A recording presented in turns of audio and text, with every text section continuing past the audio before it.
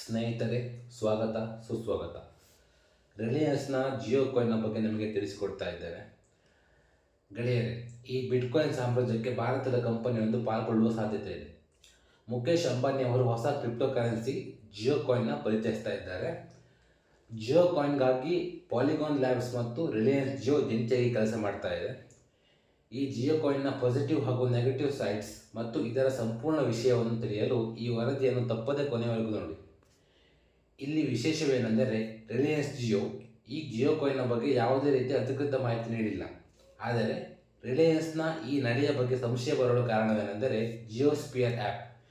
ಈ ಜಿಯೋಸ್ಪಿಯರ್ ಆ್ಯಪ್ ರಿಲಯನ್ಸ್ ಜಿಯೋದ web browser application ಆಗಿದೆ.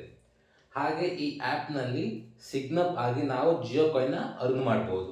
ಸ್ನೇಹಿತರೆ, ಈ ಆ್ಯಪ್ನಲ್ಲಿ ನಾವು ಯಾವುದೇ ರೀತಿಯ ಇನ್ವೆಸ್ಟ್ ಮಾಡದೆ, ಎಕ್ಸಾಂಪಲ್ ಆಗಿ ಕೇವಲ ಯೂಟ್ಯೂಬ್ ರೀತಿಯಲ್ಲಿ ಈ ಆ್ಯಪ್ನಲ್ಲಿ ವಿಡಿಯೋಸ್ ನೋಡುವ ಮೂಲಕ ನಾವು ಜಿಯೋ ಕಾಯಿನ್ನ ಅರ್ನ್ ಮಾಡ್ಬೋದು. ಇದರಲ್ಲಿ ನಡೆಯುವ ವ್ಯವಹಾರಗಳನ್ನು ಟ್ರ್ಯಾಕ್ ಮಾಡಲು ಸಾಧ್ಯವಿಲ್ಲ. ಈ ಬಿಟ್ಕಾಯಿನ್ ವಿಷಯದಲ್ಲಿ ಈ ಹಿಂದಿನ ಅಮೆರಿಕ ಸರ್ಕಾರಕ್ಕೆ ಆಸಕ್ತಿ ಇರಲಿಲ್ಲ. ಆದರೆ ಈಗಿನ ಟ್ರಂಪ್ ಸರ್ಕಾರ ಈ ಬಿಟ್ಕಾಯಿನ್ನ ಖರೀದಿಗಾಗಿ 1,000 ಟನ್ ಚಿನ್ನವನ್ನು ಸೇಲ್ ಮಾಡಲು ತಯಾರಾಗಿದೆ. ಈ ಕ್ರಿಪ್ಟೋ ಕರೆನ್ಸಿ ಜನವರಿ 3, 2009 ಅಸ್ತಿತ್ವಕ್ಕೆ ಬಂದಿದ್ದರೂ ಕೂಡ ಇದುವರೆಗೂ ಕೇವಲ 500 ಮಿಲಿಯನ್ ಜನ ಮಾತ್ರ ಈ ಕರೆನ್ಸಿಯನ್ನು ಬಳಸುತ್ತಿದ್ದಾರೆ. ಇಲ್ಲಿಯವರೆಗೂ ಭಾರತ ಸರ್ಕಾರವು ಈ ಕರೆನ್ಸಿಯನ್ನು ಅಧಿಕೃತ ಕರೆನ್ಸಿ ಎಂದು ಘೋಷಿಸಿಲ್ಲ. ಸ್ನೇಹಿತರೆ, ಇದುವರೆಗೂ ಈ ಕರೆನ್ಸಿಯ ಪಾಸಿಟಿವ್ ಸೈಡ್ನ ಬಗ್ಗೆ ನೋಡಿದೆವು. ಈಗ ಇದರ ನೆಗೆಟಿವ್ ಸೈಡ್ನ ಬಗ್ಗೆ ತಿಳಿಯೋಣ.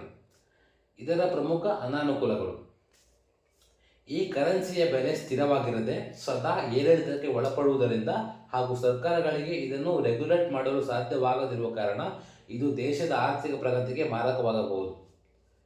ಈ ಕರೆನ್ಸಿಯು ಡಿಜಿಟಲ್ ಮಾರ್ಕೆಟ್ ಆಗಿರುವುದರಿಂದ ಸೈಬರ್ ಸೆಕ್ಯುರಿಟಿಗೆ ಸಂಬಂಧಿಸಿದಂತೆ ಥ್ರೆಟ್ ಕೂಡ ಜಾಸ್ತಿ ಇದೆ. ಸ್ನೇಹಿತರೆ, ಸಾಮಾನ್ಯವಾಗಿ ನಾವು ಹವಾಲಾ ಎಂಬ ಪದವನ್ನು ಕೇಳಿರುತ್ತೇವೆ. ಈ ಕರೆನ್ಸಿಯು ಅನಿರ್ಬಂಧಿತ ವ್ಯವಹಾರಗಳಿಗೆ ಪೂರಕವಾಗಿದೆ. ಇದು ಇಲ್ಲಿಗಲ್ ಟ್ರಾನ್ಸಾಕ್ಷನ್ಗೆ ಅನುಕೂಲಕರವಾಗಿದೆ. ಸ್ನೇಹಿತರೆ, ಇದಿಷ್ಟು ಈ ಜಿಯೋ ಕಾಯಿನ್ನ ಬಗ್ಗೆ. ಇದೇ ರೀತಿ ಹೆಚ್ಚಿನ ಮಾಹಿತಿಗಾಗಿ ನಮ್ಮ ಚಾನಲನ್ನು ಸಬ್ಸ್ಕ್ರೈಬ್ ಮಾಡಿ, ಹಾಗೆ ಪಕ್ಕದಲ್ಲಿರೋ ಬೆಲ್ ಐಕಾನ್ನ